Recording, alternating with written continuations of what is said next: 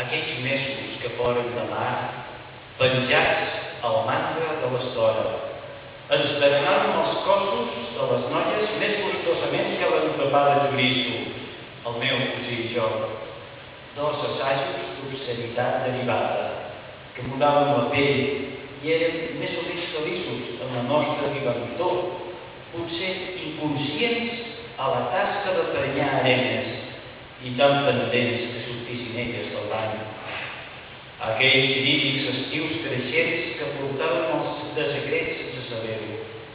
A sota mà, però, érem conscients que uns mugrons immensos al mamellam marcaven les transparències de la més llesta.